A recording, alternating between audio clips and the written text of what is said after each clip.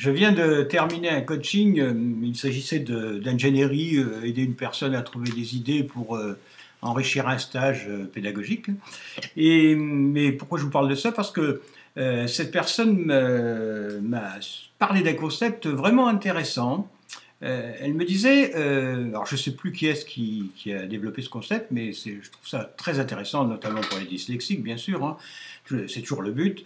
Elle me parlait voilà, d'un concept qui est le suivant. Très souvent, quand un enfant est faible en maths, par exemple, mais peut être bon en sport ou autre chose, hein, on va lui donner des cours pour l'améliorer sur son point faible. Mais on ne va jamais faire l'inverse, c'est-à-dire lui donner des cours pour développer son point fort. Et nous, les dyslexiques, nous avons une particularité, enfin, en ce qui me concerne, dyslexique un peu de mon espèce, on a, mais je crois que c'est un peu général, on a une faculté à entendre les sons différemment des autres.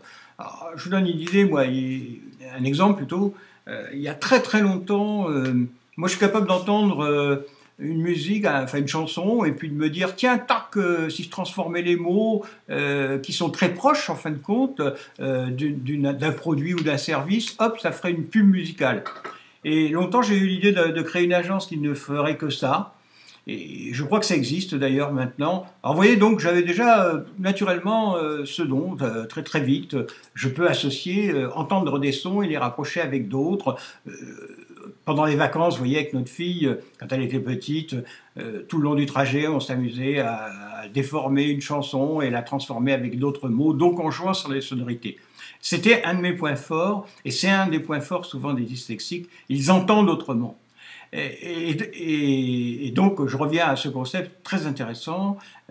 Pourquoi, au lieu de vouloir à toute fin perfectionner, améliorer cette faiblesse, pour obtenir un diplôme qui souvent ne mènera à rien, hein, à pas grand-chose du moins,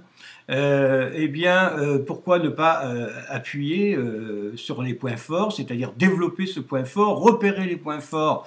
Mais je crois que j'en ai déjà parlé dans d'autres vidéos, mais ça me paraît tellement évident, et je trouvais que cette idée, ce concept-là, je le trouve très intelligent.